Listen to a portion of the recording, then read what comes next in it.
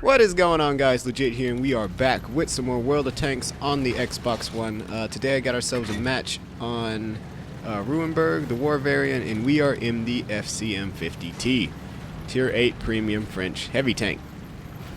In this video, I'm going to be going over some of the tactics that were used in this video. Just some little pointers that I thought you guys could find useful.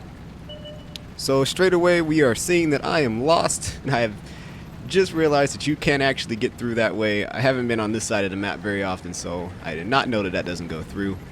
But instead we're going to be trying to see if we can get into the G1 area to see if we can get some early shots off on enemy tanks that are coming down the one line. As you see there, that medium just popped up, and we'll see if we can get some early damage. This is a team destruction match, so there are no flags. We have to take out the enemy team to win. That is the only way to win, actually. Scorpion gets spotted and takes a beating from the whole team in just a couple seconds here. Yeah, that didn't end well for him. But there's too many tanks over here. It's getting kind of crowded. But I'm looking on the map, and if you see in F and G 6 and 7, there is many enemy tanks that are being lit up, and there is only 2 tank destroyers there to stop them. I'm not sure about that heavy. I don't know what in the world he's doing in the zero line, but that's not the point. We're coming up to this side, and we're seeing that there is not much we can do for those tank destroyers. One just got taken out, and there's just a bunch of tanks getting spotted there. Yeah, they need to fall back. So it'd be real pointless to go down this street. If we did, all we'd be doing is basically trapping ourselves, because once we get up there, that T-28 is probably going to get taken out. So once we do get up there, or rather by the time we got up there, we'd have to face 4 or 5 tanks, and we'd have nowhere to back up to. So backing up at that point would be probably a waste, and we'd probably get destroyed, so we're not going to do that. So instead we are going to fall back in a little bit. Like I said, that T-28 is probably going to get destroyed any second now. He's got, what is that, 5 tanks on him? Yeah, there's nothing we can do about that, unfortunately.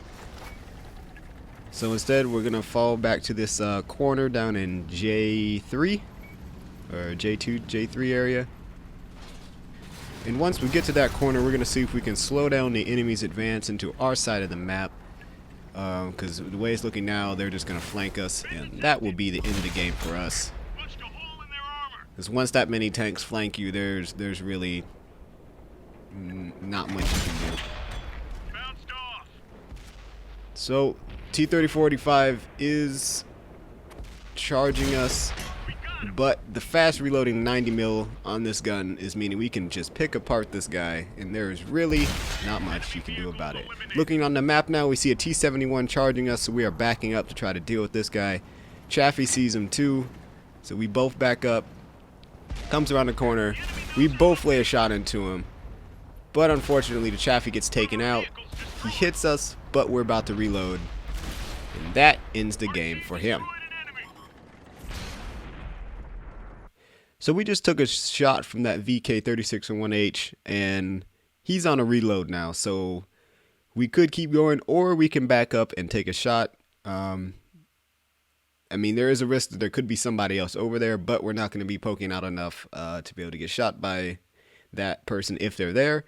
So since he just fired, like I said, he's on a reload, so we have time to back up and take a shot at him.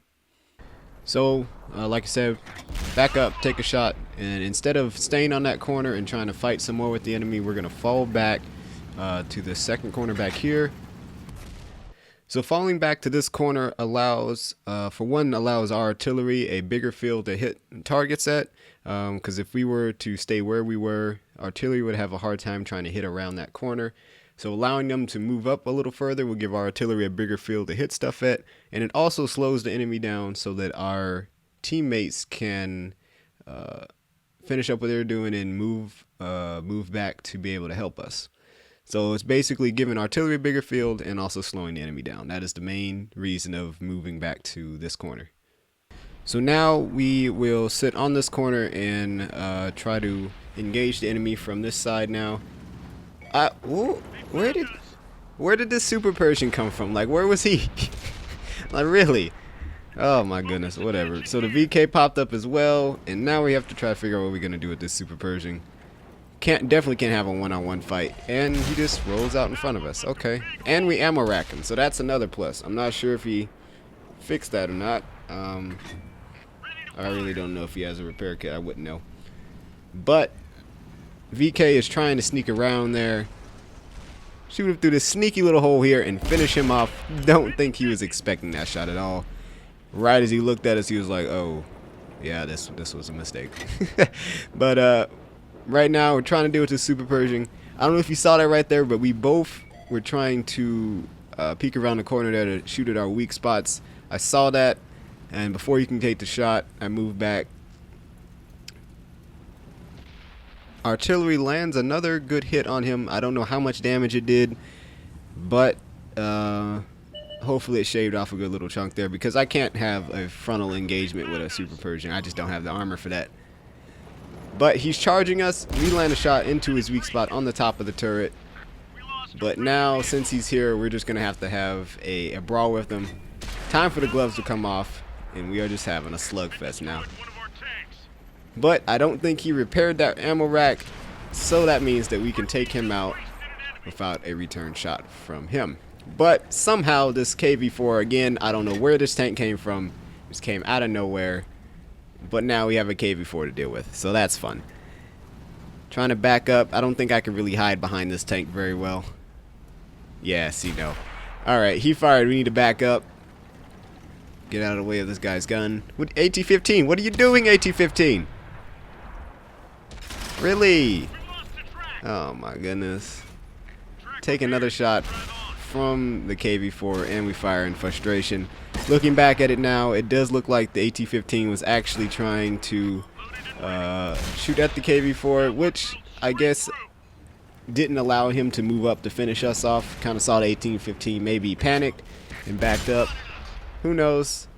We're still alive. I guess that's something. But we were able to take out another tank, the SU-101 there. And now we're back to shooting at this KV-4. He just fired, and like we did with the VK earlier, he is on a reload now, so we can land another shot into him. And we're not poking our head down anymore. But artillery finishes him off, and that is how you finish a game where the enemy is in a better position. So it was a pretty good match. Had some pretty good tactical moments there that I wanted to share with you guys. 3,000 damage, 5 kills, 5,000 experience, and because it was a premium, we made over 100,000 silver. Gotta love those tier 8 premiums, man. Got a couple medals. Also got our mastery badge. I think I already had my mastery badge in this tank already. And our mark of excellence percentage gone up a little bit with this tank. So all around good game for that. As far as the team standing goes, we are on the top with 5 kills once again and 3,000 damage. I don't know where our friendly Super Persian was, but he also got 5 kills. So between the two of us, we took out 10 tanks. Can't go wrong with that there. Let's see what else we got. AT-15 on our side did almost 2,000 damage. I suppose if depending on whatever gun he was using, I guess 2,000 was pretty okay. Because I remember doing the beta, I had an AT-15, and some of the guns on there don't do a whole lot of damage, so it is kind of hard to do a lot of damage. So I'll give him the benefit of the doubt for that. Crusader SP on our side, the arty that took out the KV-4 at the end, also had it's an okay match. It was a city map, so it's kind of hard for artillery to do well on a city map, I think. Enemy team goes, that SU-101 that we saw, he was on the top. 3,067 damage for him, and he just barely beat us by 27 hit points of damage from the high caliber metal. So I'm pretty sure that went to him. Good on you, man. That was pretty good for the pretty good match. And really, this match was won by the good teamwork. The enemy team had a good game plan, but we stayed calm. Didn't do anything stupid, really. I hope so. And we paid attention to the map, which allowed us to find the best position to be in at the right time to be able to counter the enemy and win the game. So, hope you guys have enjoyed this little tactics video. If you did, don't forget to leave a like and also subscribe if you haven't already done so. Don't forget to follow me on Instagram, Twitter, and Xbox Live. All of that is in the description down below. Thank you guys so much for watching, and I'll see you guys in the next one.